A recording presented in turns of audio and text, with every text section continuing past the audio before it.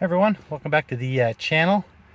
I'm back out with my favorite car, the 2013 Chevy Cruze, and I'm having an issue with the brakes. And the car has plenty of brakes, but the issue seems with the vacuum boost, and I'm not really sure what the issue is at this time. All I know is that if I'm driving and the car is up to speed and the engine is revving, there seems to be plenty of vacuum and I have a good brake pedal. But when I first start the car up, if I'm in a parking lot, I have an extremely hard pedal, hard as a rock. Like it won't even push down. And for example, if I put the car in reverse, I'm just going to show you. I put the car in reverse with my foot on the brake, well, the car just starts backing up, and I can push as hard as I want.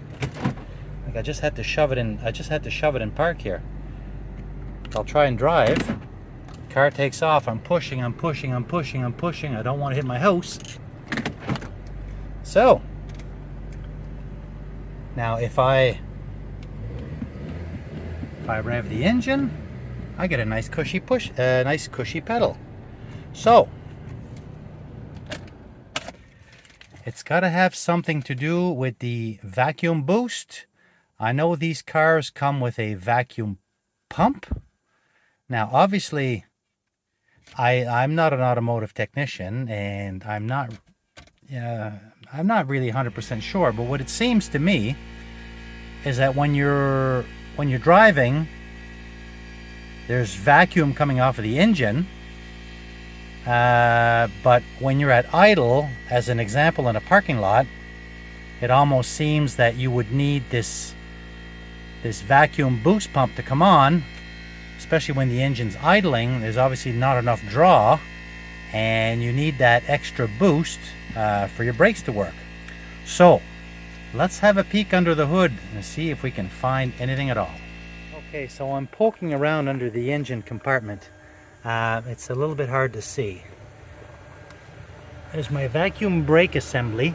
I just popped this clamp off, and this is the main vacuum hose.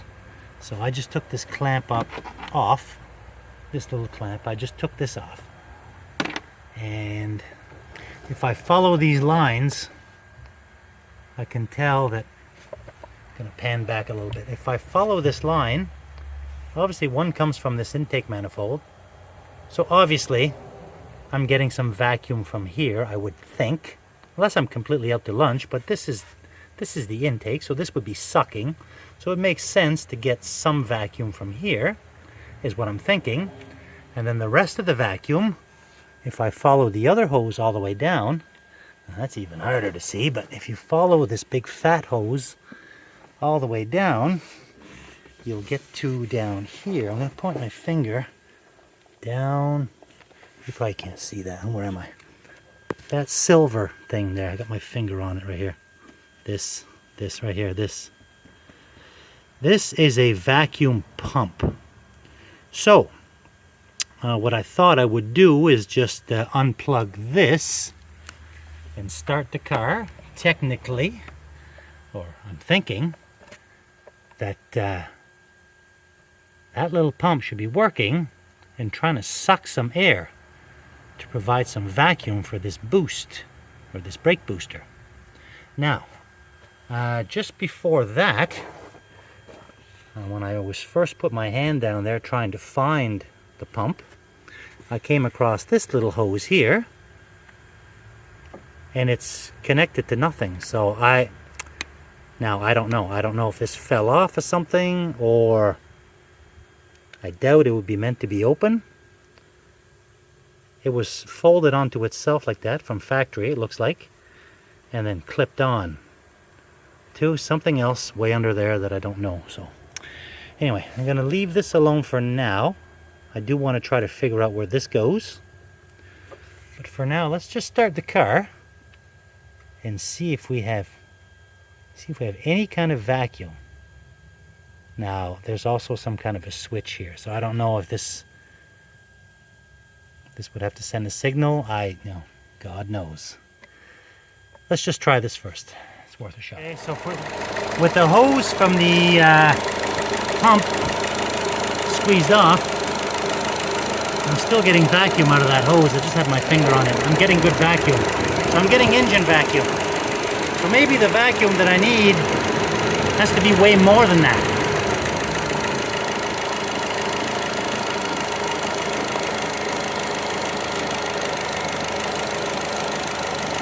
Okay, well, I just proved this test again because I disconnected the hose right off the manifold.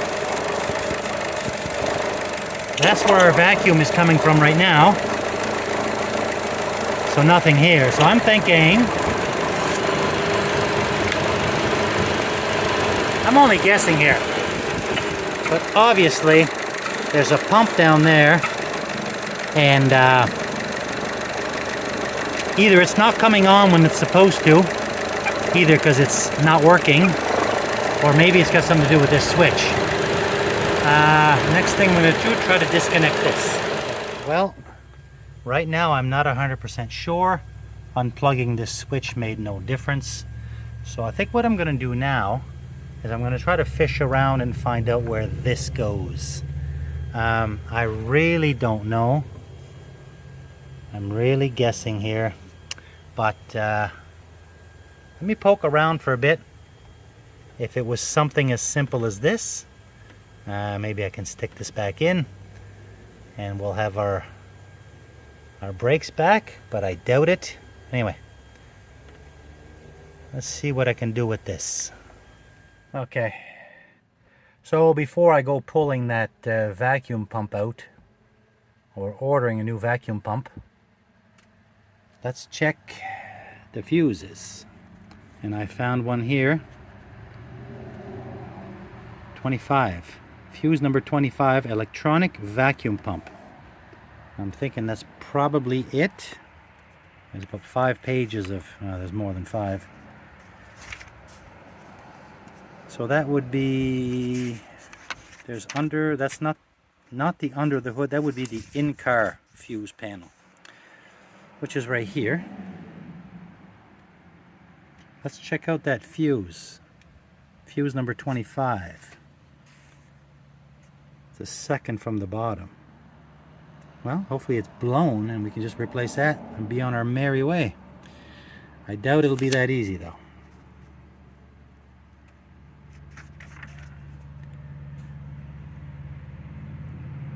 Let's check that out. Okay, well, my mistake. I was reading the schematic wrong because I was looking for the electronic vacuum pump. I went on this page. I went looking for fuse 25 and it didn't exist.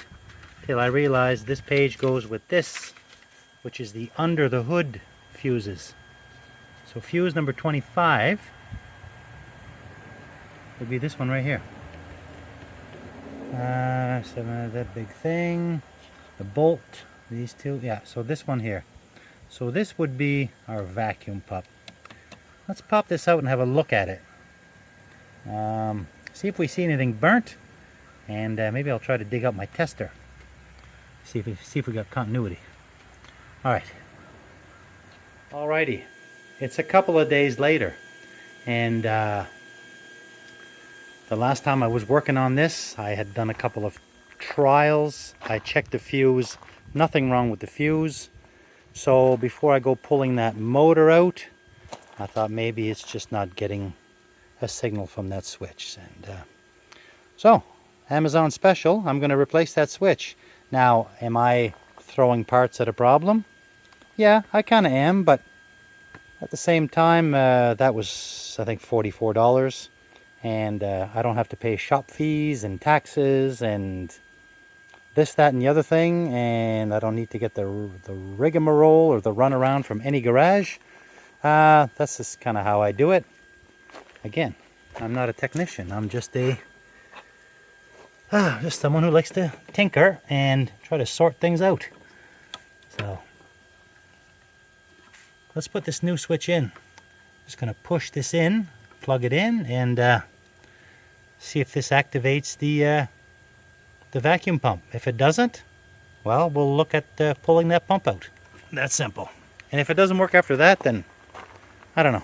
That will come up with plan D, D, E, F, whatever. All right, let's get this in. Unfortunately, the switch did not fix the problem. But again, it was only 40 odd dollars. That one's 10 years old. So now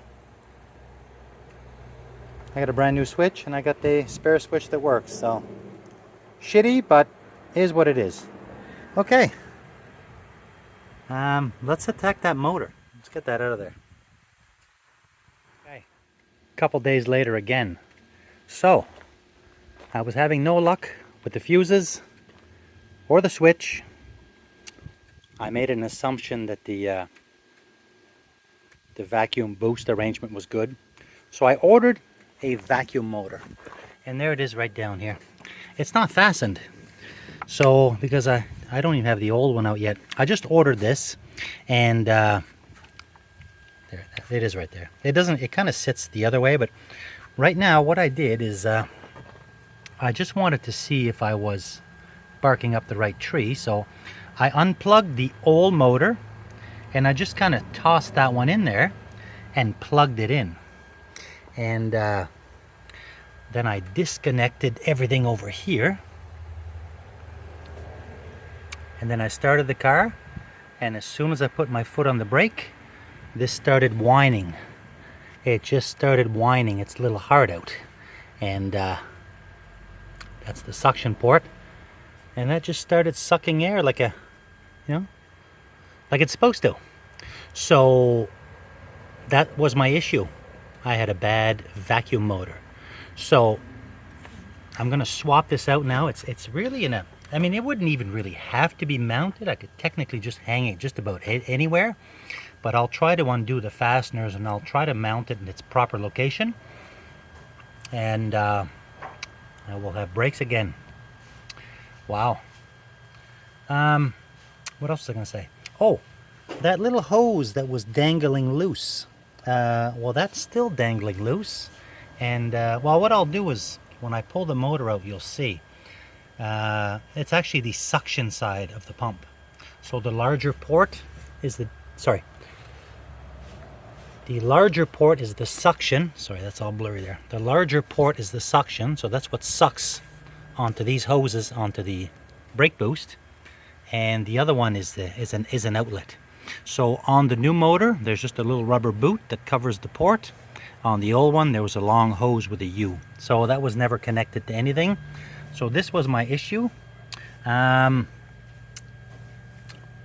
why don't I start the car? And I'll get somebody to hold the camera for me. And I'll touch the brake and then you'll hear that come on. Okay, there we are. The engine's running. The brake booster is looking for vacuum, so it's switched on this little pump. So that's what it was, the vacuum motor. All right, I'm gonna shut this down, install this properly. So now, there it goes. So it just runs off of this switch as required. All right. Okay, so I got the old motor wrestled out. And the reason why I wrestled out the whole damn thing with all this arrangement is that these are all sealed connections that cannot be broke. And this stupid thing here is one of those wonder clips that you need 3 pairs of hands to release. But I wanted to do it up here so I wouldn't break this tab here. So I'm gonna try to pull this. If I can pull this up. Okay, stand by.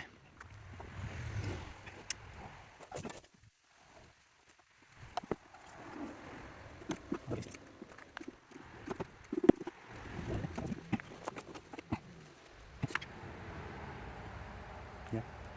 So all I did is I had to pull this out fully, and then this will come off like that.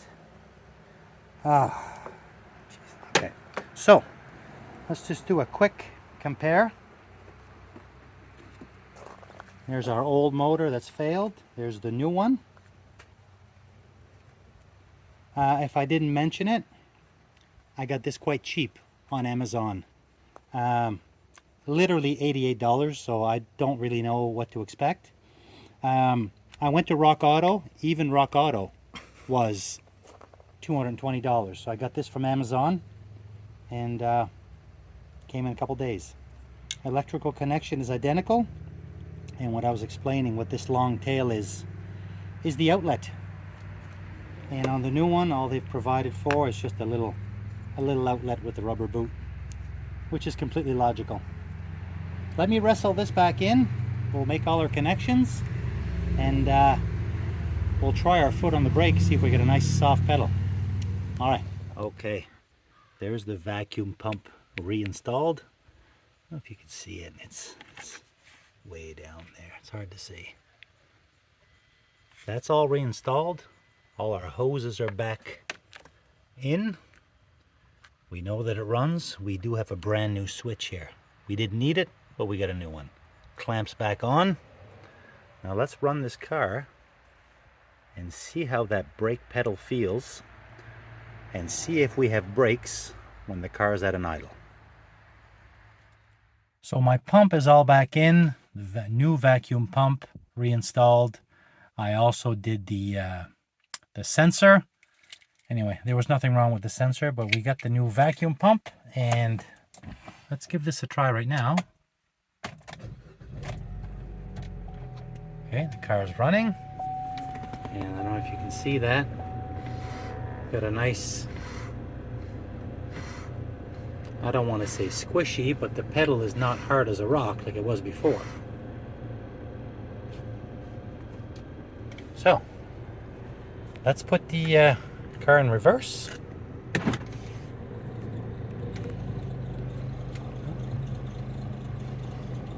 Plenty of brakes. Plenty of brakes. Not an issue whatsoever.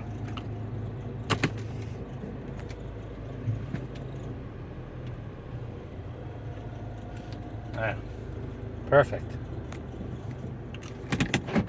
Okay, well, there we have it. Our brakes have all been restored. This was a learning experience for me, but I just used a little bit of logic and got to figure it out. So again, I replaced the switch. The switch did not need to be replaced, but so be it. We did need the motor, so in total we spent about $120 and learned a little bit. So thanks for watching, everyone. Appreciate anybody who tuned in. And if you have an older style Chevy Cruze like this with a hard brake pedal, well, I hope this helps you out. We will catch you in the next video.